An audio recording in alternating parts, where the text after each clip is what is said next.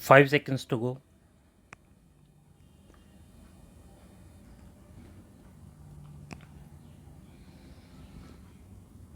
Start.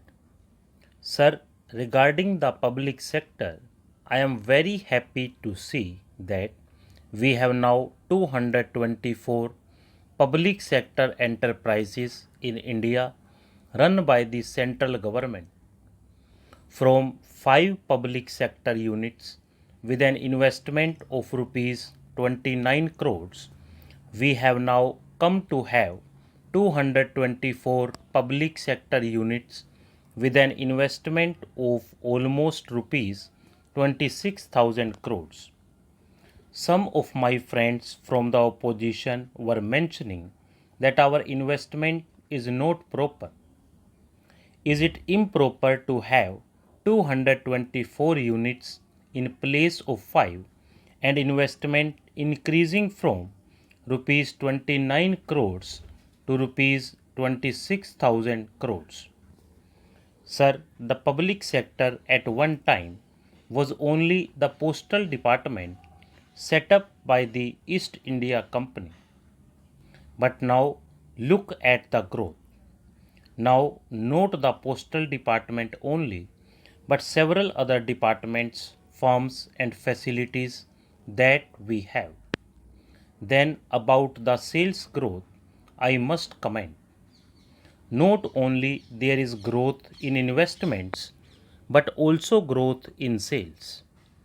In 10 years, we are able to show a remarkable sales growth of 6 times in this country.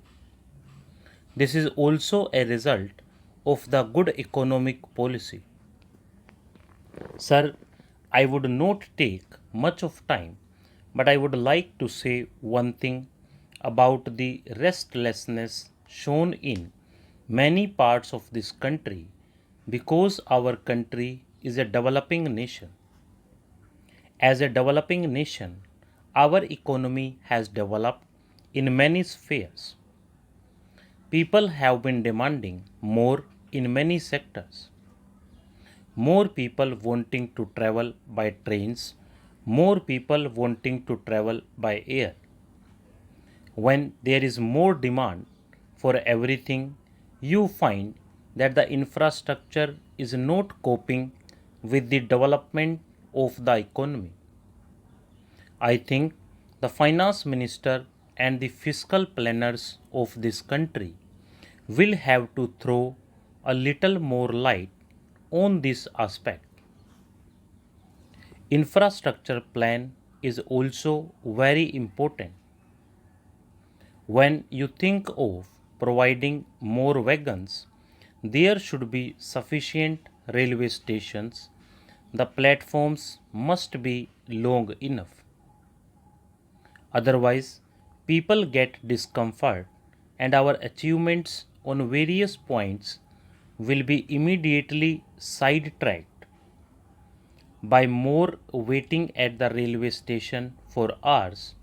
I think the passengers will feel that nothing is achieved in our country and that everything is of disadvantage to them. He forgets immediately the achievements made in this country. So, the small thing which the people are coming across every day in their day to day life is the infrastructural weaknesses. Sir, about the recovery our economy has made, I do not want to compare it with that happened in their government's time. We have not sold the gold which is reserved in the country. In 1978-79 and 1979-80, did they not sell the gold? Did they not stop collections for cheap popularity?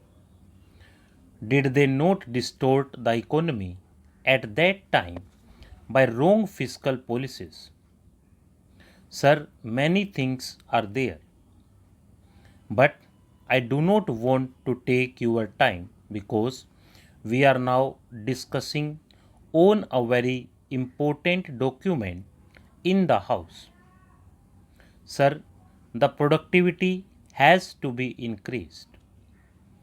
For productivity increase, the theme of the budget itself is increasing the production. Thermal power generation is an important factor.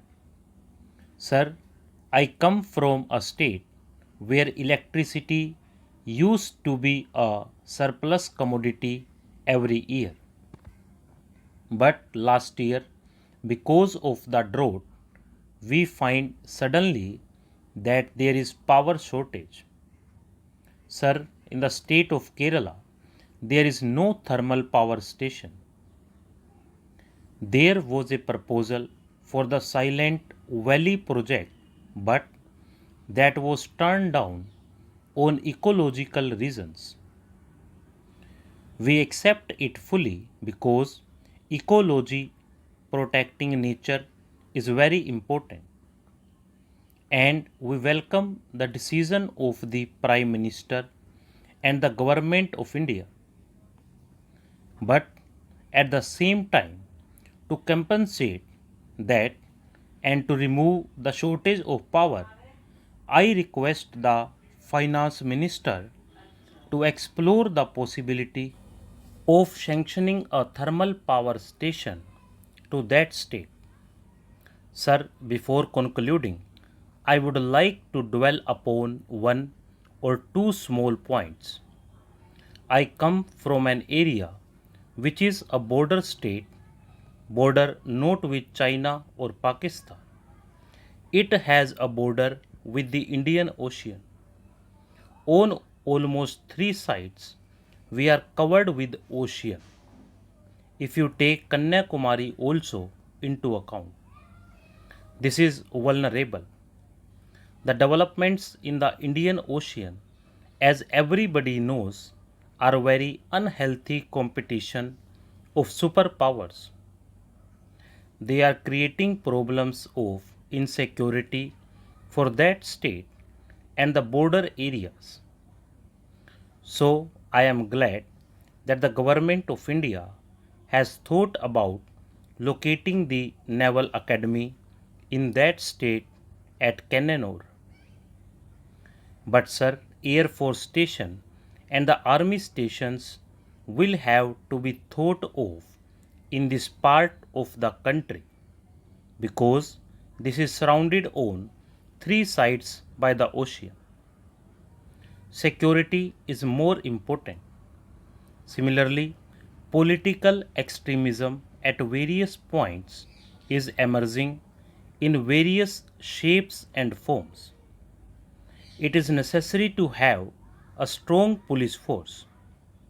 So, the security arrangement is very necessary. I am concluding with one word. Cochin is the commercial and industrial capital of the state. Cochin was known as the Queen of the Arabian Sea. Stop.